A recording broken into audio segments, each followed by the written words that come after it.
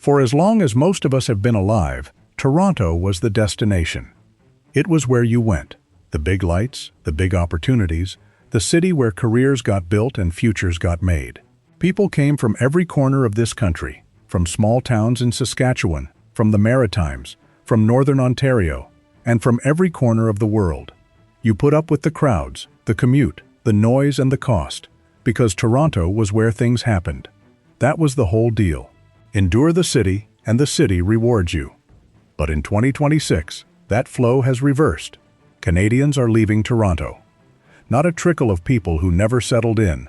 A steady, growing exodus of people who built lives there. People with jobs, people with roots, people who wanted to stay. And the reason is shocking, because it isn't crime, and it isn't the winters, and it isn't any of the things people usually blame.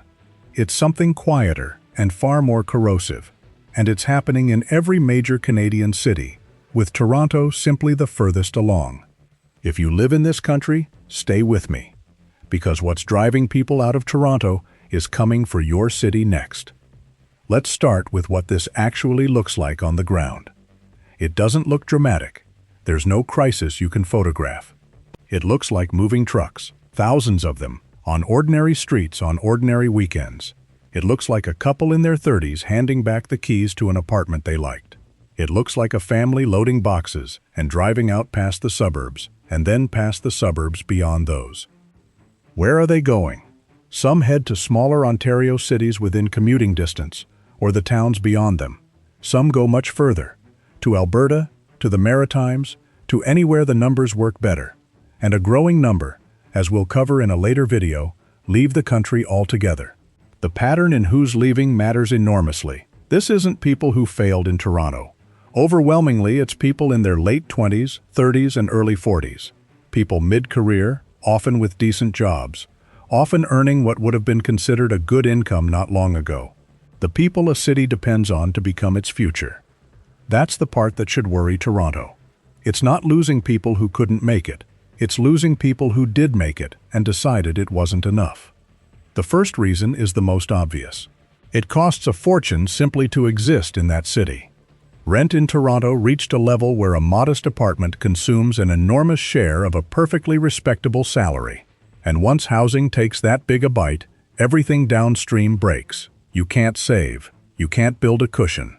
One bad month, a car repair, a lost shift, a medical thing, and you're in trouble, no matter how carefully you've planned.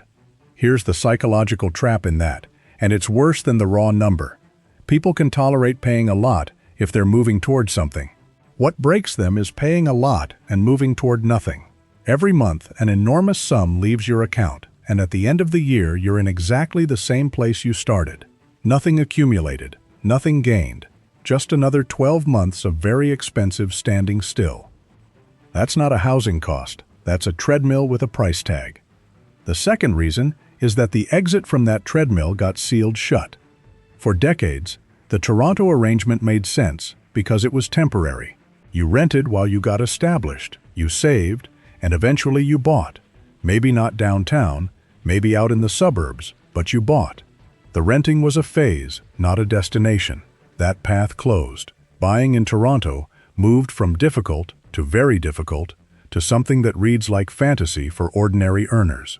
And critically, it closed in the suburbs too, the traditional escape valve.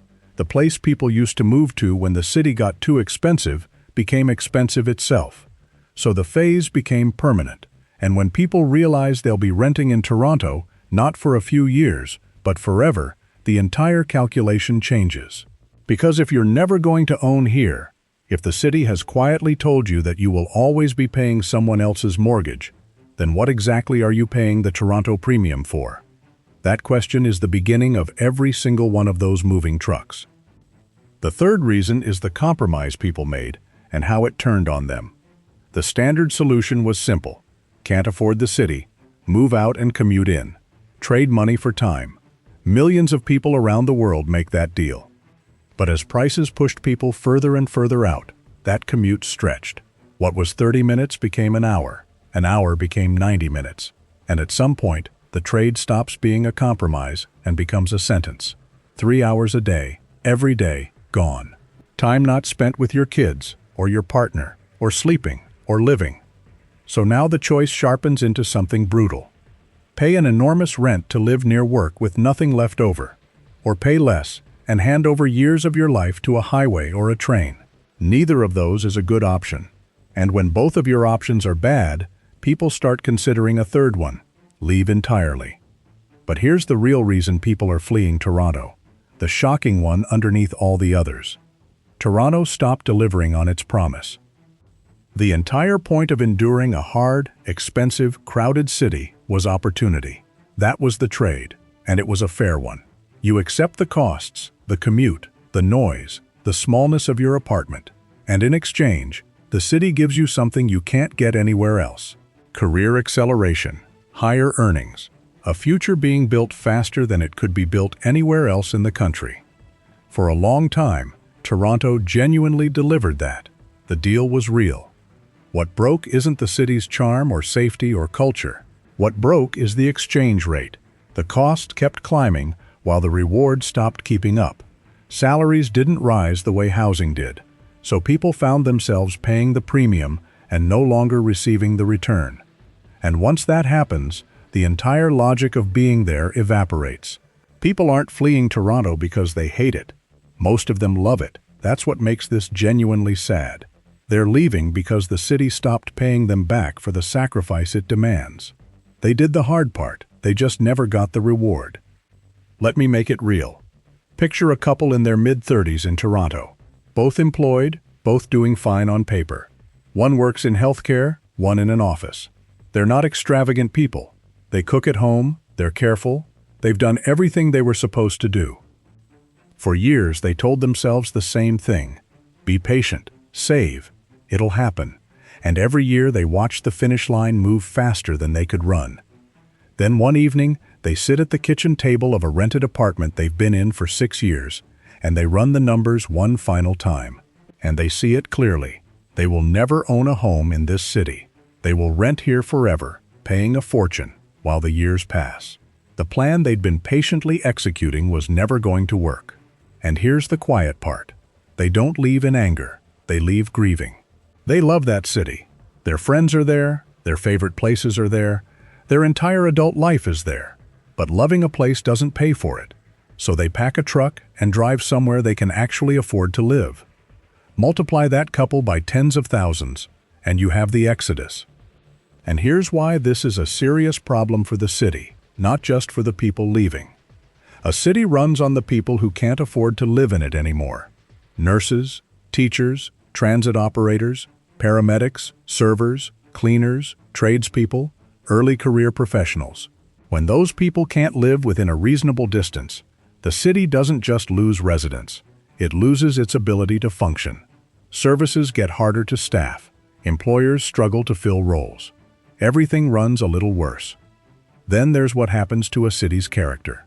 The people who make a city interesting: young artists, musicians, people starting things, people taking risks, are almost by definition people without much money. Price them out, and you get a city that is wealthy, orderly, and increasingly dull. Somewhere that looks impressive and feels hollow. And there's a demographic time bomb underneath it. The people leaving are in their prime family-forming years. They're leaving before they have children, or having fewer, or having them somewhere else. A city that loses that generation loses its next one too. And this is where it stops being about Toronto. Because the pressure doesn't vanish when people leave, it moves.